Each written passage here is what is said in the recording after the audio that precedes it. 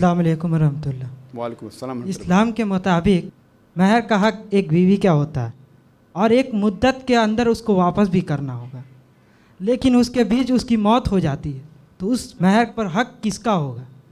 That's the question, that the amount of meher, that's the requirement for nikah, is the haq, is the right of the wife. If the meher has not been given by the husband, अगर शौहर meher नहीं देता है और उस time उसका इंतकाल हो जाता है, शौहर का या बीवी का, तो हक किसका होता है? Whenever a meher has been stipulated, Allah says in the Quran, in Surah Nisa chapter number 4, verse number 4, that give to your wife a marital gift. So meher is compulsory for a marriage to solemnate in Islam, for a nikah to solemnate. If meher is not, the nikah cannot take place. The meher can be anything. It can even be a few verses of the Quran, or it can be a mountain of gold. As Allah says in the Quran, in Surah Nisa chapter 4, verse 21. The meher can be given in three types. One is immediately at time of nikah, if the meher is whatever amount, 10 grams of gold, or it may be 1 lakh rupees, on the spot the meher is given.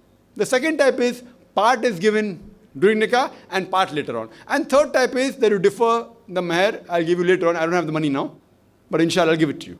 Now if the husband says I'll give you part later on, if he has given full amount, the wife can do what she wants, she can give it to her parents, she can utilize it, she can do business, that's her property.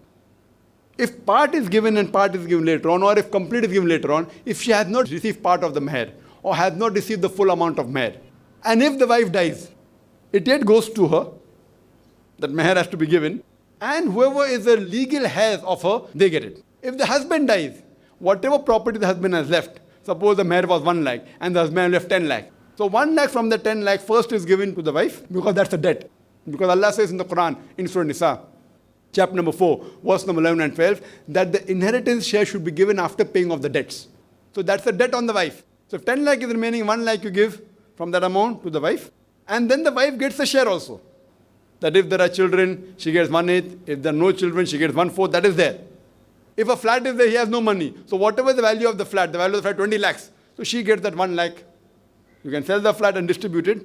So if the husband dies, whatever property is balance of his has to be given to the wife, and then the property is divided depending on the Sharia. If the wife dies, then the wife's property is divided, and yet even the loan has to come in. So the husband's share of 1 lakh, whenever it comes in, will be divided according to the Sharia. Hope that answers the question.